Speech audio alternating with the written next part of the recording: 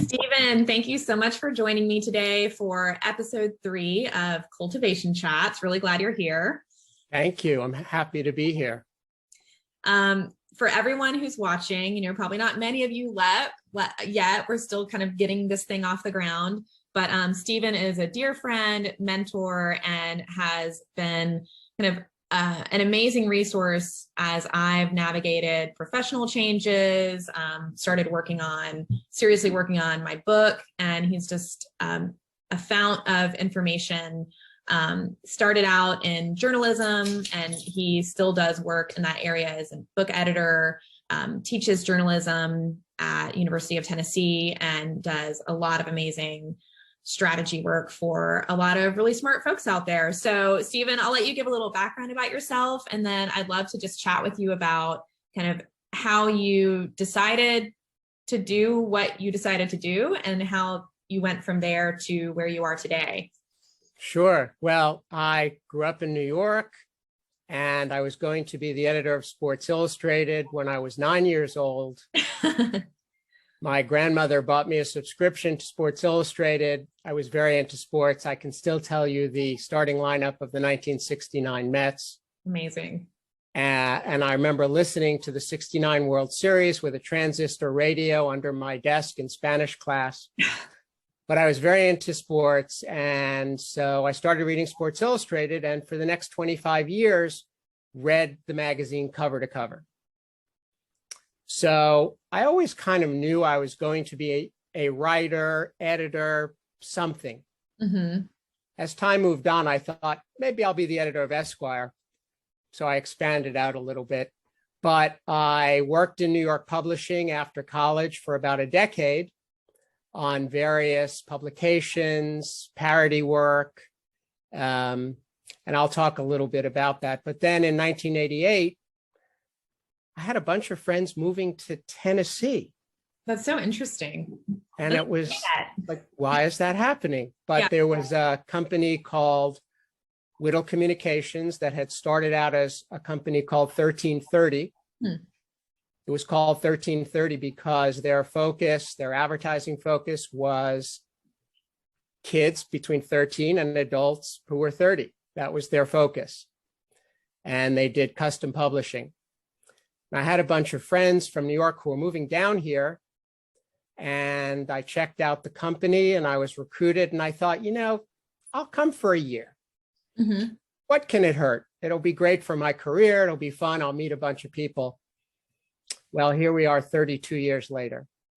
So I've stayed in Knoxville, worked at Whittle, worked on different magazines, was the editor-in-chief of a magazine here in Knoxville. And as you mentioned, I teach a class in journalism now at UT and work a lot on books. Very cool. Well, I'm glad that you stayed in Knoxville, Tennessee, because we wouldn't have connected otherwise.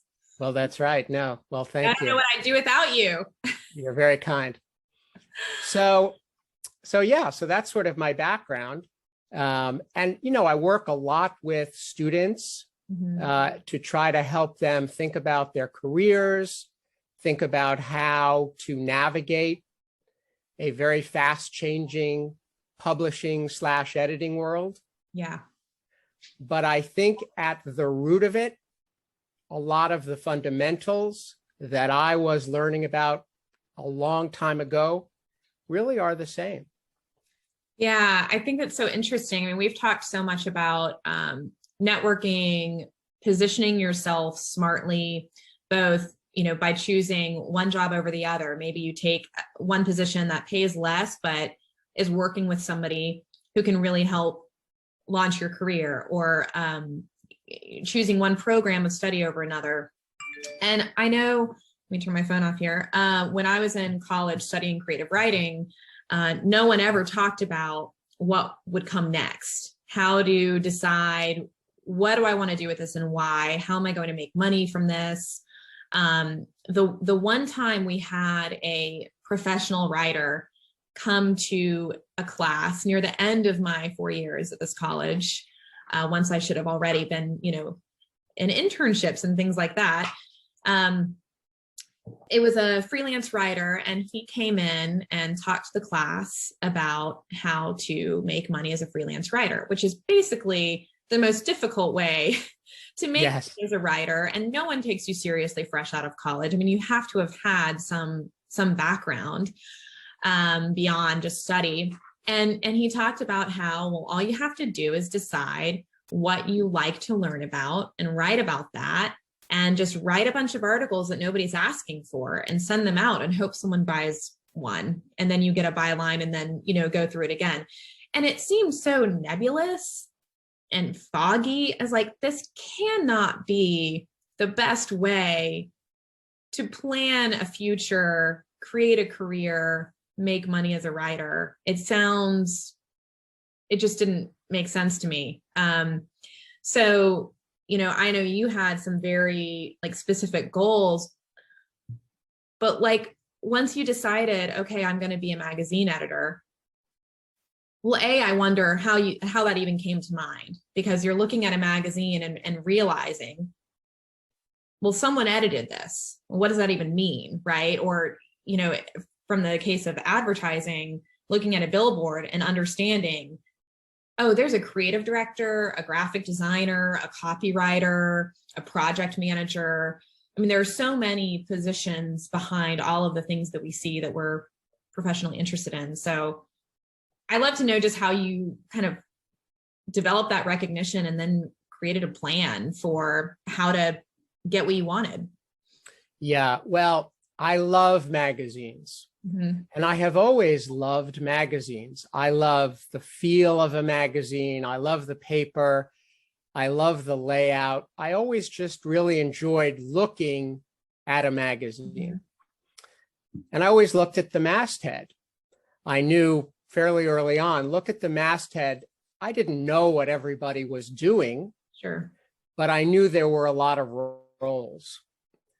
And I started asking questions and learning as much as I could, even in college. But there are three things just to think about, I think, just to sort of put a framework on this. One is, it's really important to have a path. And that path is going to change. Heck, that path can change every week.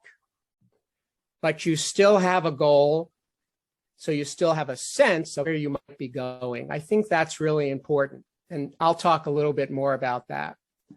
The second is, I think it's really important to have a point of view. One of the things journalism schools sort of beat out of you is subjective writing. You know, if you're going to go work for a newspaper, you have to be an objective writer. But great writers are often really not objective. They're subjective. They have points of view. One of my very favorite writers is a guy named Robert Christgau, who's been writing about music since the 60s, probably.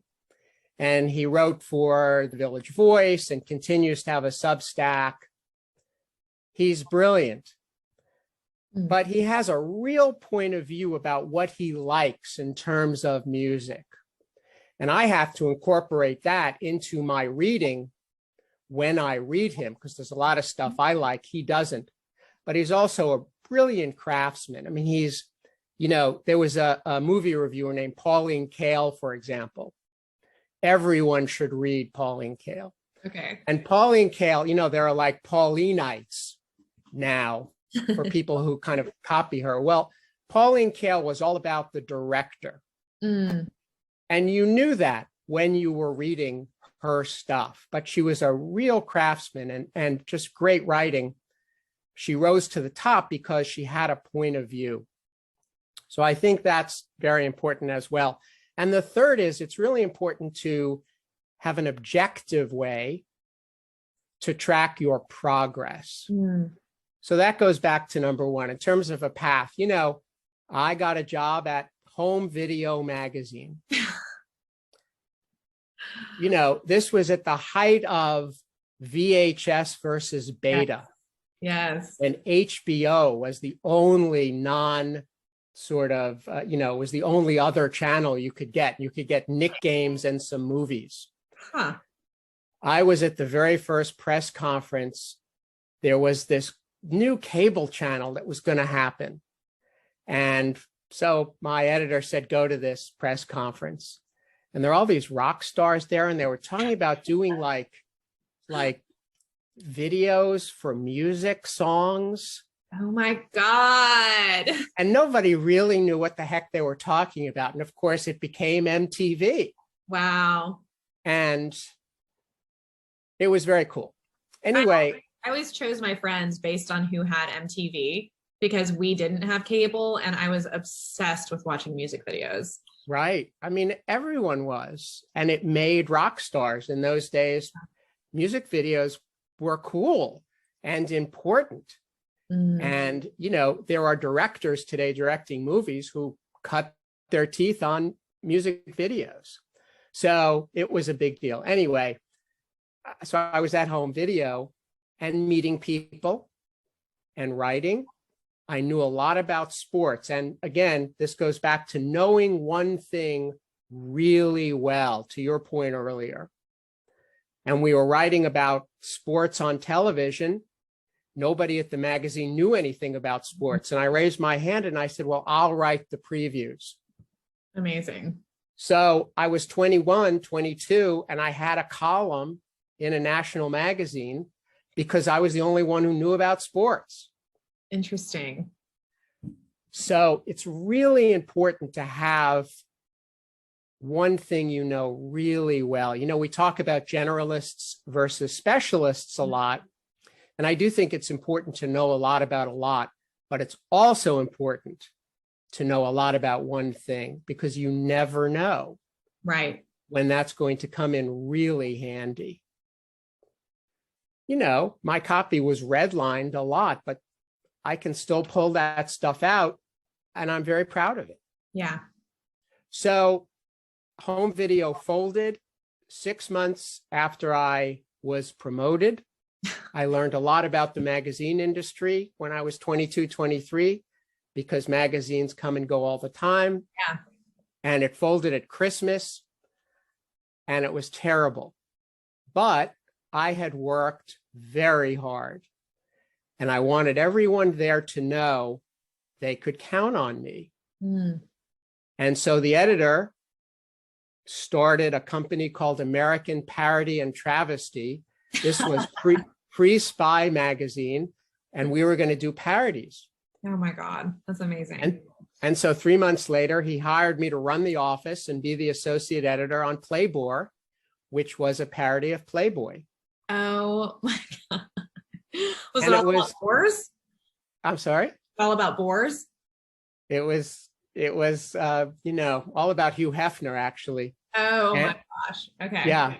And it was great. I mean, I have anecdotes, you know, a very young Graydon Carter walking into the office pitching ideas. I mean, this is way before Graydon Carter became Graydon Carter of Vanity Fair. Wow. You know, and people that Robert knew I was meeting, Robert Fair was the editor. I was running the office and, you know, I probably made $2 an hour. But I knew, because I was working 16-hour days, but I loved it. And I knew that I just had to keep plowing ahead and meeting people and doing things. We did Playboy. I got another gig from the managing editor of home video. And then Robert did a parody of the New York Post called The Post New York Post. And I would work during the day at United Features for Diana Lovey and then go at night and copy edit and proofread and edit the Post. And when you're in your 20s, that's what you do. Sure. And I think people in their 20s need to recognize that. You are not just putting your portfolio together and you're not just making money to do your work. You're setting up your career for the next 40 years. I was texting the other day with the senior editor of home video, who was my first boss in 1981. And those connections have never left me. And those connections you build on through the years. So I always sort of had that path. I always my first 7 jobs were all off of that first job. That's amazing. Well, I think, what comes to mind for me specifically related to that, the note you made about maintaining all of these connections from the past, and how, we talk all the time about how people resurface over and over and over again. You give someone work, they give you work, they make a connection that leads to something, but it doesn't always have to lead to something. It's also just relationship building is important. It helps us become better, more fulfilled, more productive people. But I think it's so important when choosing those first positions, for me anyway, thinking about choosing to work for someone you respect and feel respected by. Absolutely. Because there are a lot of shiny offers out there, especially in these days, it's a hiree market. It's not hard to get an offer for a pretty well-paying job right out of college, depending on what you study, of course. I mean, some things that if it's really niche, it's going to be different. But really looking at, what is my day-to-day life going to be like? What kind of mentorship opportunities can I expect? Like, is this someone I can get behind, and do they seem like they get behind their people? Because you're not going to get 7 jobs off of the first job if the first job doesn't, it's not a good environment. So no, that's a very good point. And people today need to think, I think, even more about that, out of school. One of the problems, though, is, for example, when I teach mostly second semester seniors, and they come to the class, and gosh, a very large percentage of them have never had an internship. Right. Never. So they're going to be going out into the world a little behind the 8 ball because they have no connections. Mm-hmm. Even internally, they haven't worked for enough of the magazines or newspapers available at UT, which is, where I'm teaching. Yeah. It's, I wish I had them as sophomores, because I would hammer into them how important it is to have mentors early, have internships, good or bad. Heck, a bad internship is not a bad internship because you're learning about what you may or may not like. Yeah. Very important. My daughter, I've been editing and all that. When my daughter was in college, she did a internship in New York at a book publishing company. Spent her semester there, and she learned she didn't want to be in book publishing. Right. Reminds me of I had one internship really early. I was going into 9th grade. I got a year-long internship at the local newspaper. I spent an entire year writing obituaries. Bobby, it's okay. So, I learned that I was not interested in writing obituaries, but I also learned that I loved research, because writing a good obituary requires a lot of research. And also I, near the tail end, started doing book reviews. So it really taught me to think critically about what I'm reading, seeing, watching, thinking about. I found that writing and editing, reviewing, critical thinking was something I really enjoyed, and is super important as a copywriter, because so much of what you do is research, thinking critically. But nobody said like, oh yeah, these skills could be useful for this. They just happen to be later on. Right.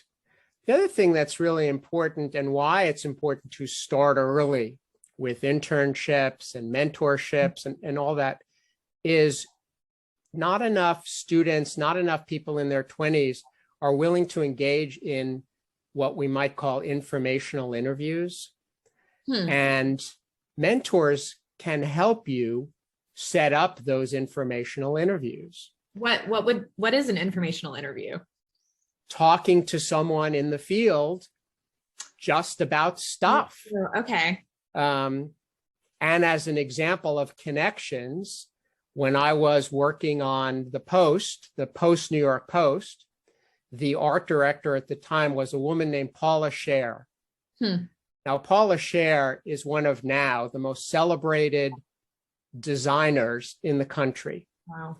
She is a partner at Pentagram, has, you know, shows at museums. She's a big deal.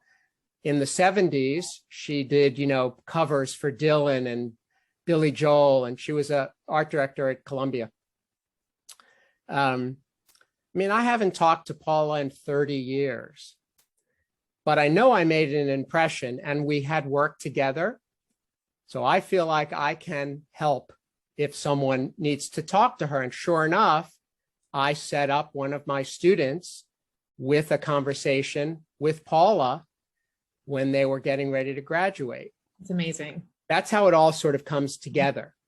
And students don't think enough about that, and they need to. People don't think enough about that. Heck, I still do it.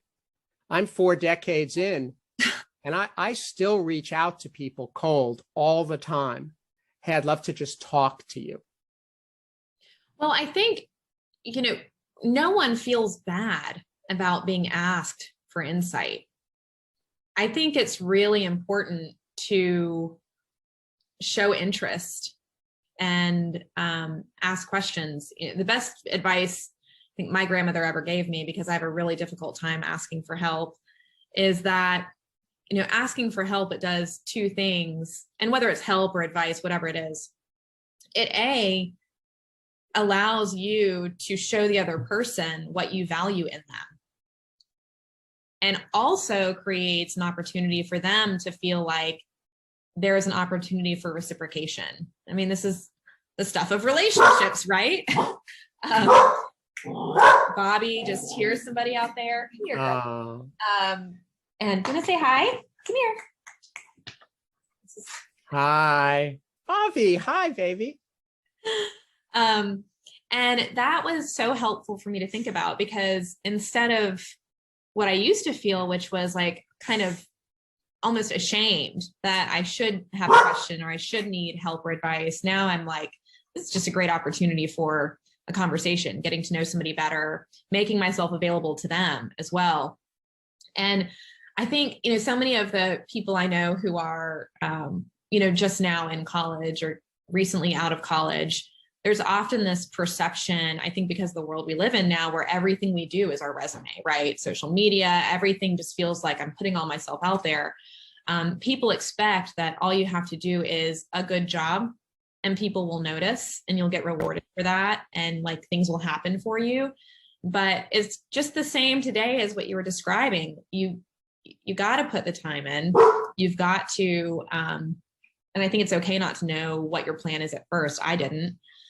And ask for help, because no one is going to go out of their way to take time if you don't seem like you want it, right? So. I think that's right. Listen, writers write because they want people to read their stuff. And that's why writers write. And reaching out to someone is kind of the same thing. That's interesting. Yeah. So, and writers in particularly who, you know, are often sitting behind a computer all day typing, they kind of like to talk to people.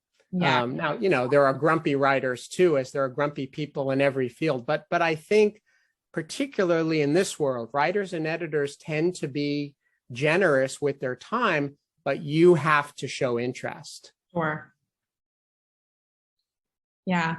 So if you were talking to somebody who was either trying to figure out, you know, what to do next, regardless of what they're focused on, writer or not, after college, or just at a point in their life where their things aren't moving and they're trying to change directions or get to the next thing, like what would you say to that person about kind of how to set themselves up for, you know, a fulfilling path forward? Right. Well, that sort of goes to the, you know, what we talked about earlier, which is you can have a plan, but you should also have an ability to track that progress. And that means, gosh, make a list and write what you want. I mean, there's nothing wrong with that. And then talk to 5 people in the field. Mm-hmm. You know, the internet is great for that. Google is great for that. You can find people in your field. And if you reach out, it's pretty easy to find, if not phone numbers, you know, it's pretty easy to find email addresses. Mm-hmm. Yeah. Email people and go, I'm a X, I'm interested in Y, could we talk? Yeah. You know. Go ahead. Oh, I was just going to say, I mean, you might reach out to 10 people and 5 of them may never answer you. Right. But I bet 3 will. And even if you get 1 or 2 conversations going, you will have succeeded.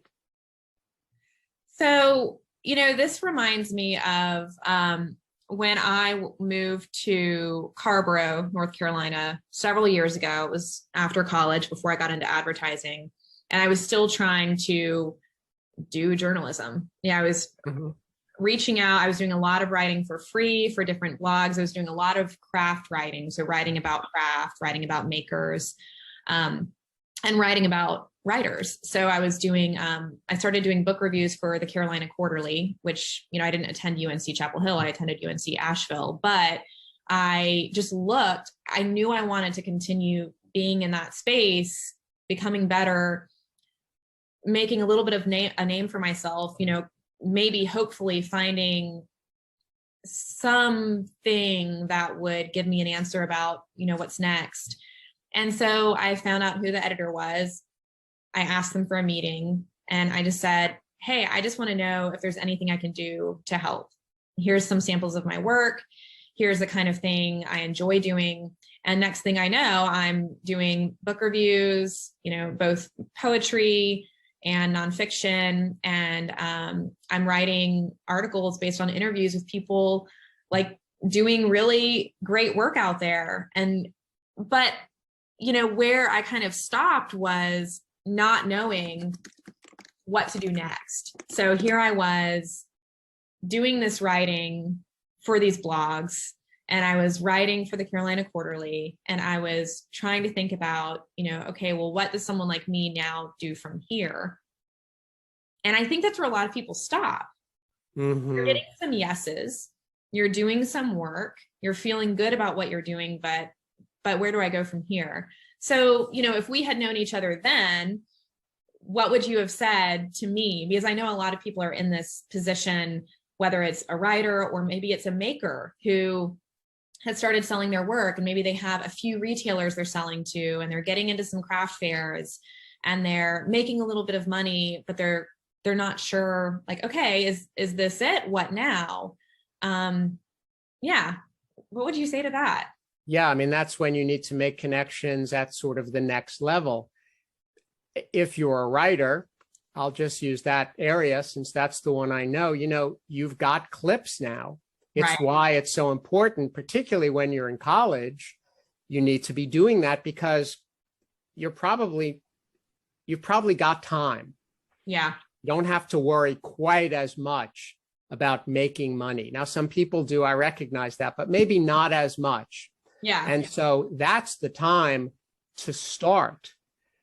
Gather your clips. Mm-hmm. Make your connections so that when you have a book of 7 or 8 or 9 articles, you can then send them to a magazine editor, someone on a Substack, some website that's doing something. And somebody is going to know someone at that point who can set you up to have a conversation with someone. So yeah. I think it all builds. It builds on itself if you're willing to allow it to build on itself. Like, it makes me think of the column Modern Love, which we love to talk about. And the creator, Daniel Jones, he's one of the people I wrote about. I did an interview with him. I wrote a piece for the Carolina Quarterly. And looking back, I'm like, what would have happened if I had asked him, hey, is there any editing I could do for you? Listen, he gets what, 10,000 exactly 10,000, you'd probably be reading them for him. Exactly. But I didn't ask because I didn't feel like I could or should, or like maybe I was afraid of the answer. I think that's the best advice I could ever give anybody in my shoes, to do differently what I did, is listen, like, in any field, be there are shameless. right. In any field, there are two things people tend to be very afraid of. One is talking about money. Mm-hmm. We are just trained not to talk about money. Yeah. Don't ask for more money. That's just wrong. Mm-hmm. And I wish people taught that in school more, not just financial literacy, but learning how to talk about money in the real world. Yeah. The second is people are afraid of no. I know. God. And there's nothing wrong with no. Yeah. And in fact, I would argue no leads you to yes, sometimes faster than yes leads you to yes, because a no will give you an absolute answer and you can move on. Mm-hmm. And allow yourself to move to the next area, the next editor, the next writer, the next class, whatever it is. Yeah. Listen, not everyone is going to like you. And to some, yes, I know. Well, you. No, plenty of people don't like me. Don't look for them, though. Don't ask me questions. Right. But it's okay, because there are going to be 10 people who do like you. Yeah. And we need to find the people who do. And well, still looking, so let me know soon. No, I'm just kidding. Okay. It's funny. Yeah. Cool. Well, I'm really glad that you decided to do this with me. As you know, from my own background of starting out without really any guidance, and my cat knows I'm on camera and I can't do anything about cats, dogs. It's great. I know. But I just really, appreciate the opportunity to have you share a little bit about your path, and would encourage that, anybody who sees this, if you have a question, you should take Stephen's advice and reach out for a conversation. And you never know where things could lead. I mean, we're now working on a book together, and it's something I've been thinking about for a long time, but without that, accountability and mentorship, like I wouldn't be making movement on it. So Bobby, oh my God. Okay, so let's finish up because they are getting a little crazy. Okay. Thank you so much. And I'm going to share some information when I share this on all the social media platforms, and hopefully you'll meet some interesting people out of it. Awesome. Hey, Brian Ashley, thank you. Thank you so much. Okay, talk to you soon. You're welcome. Okay, bye.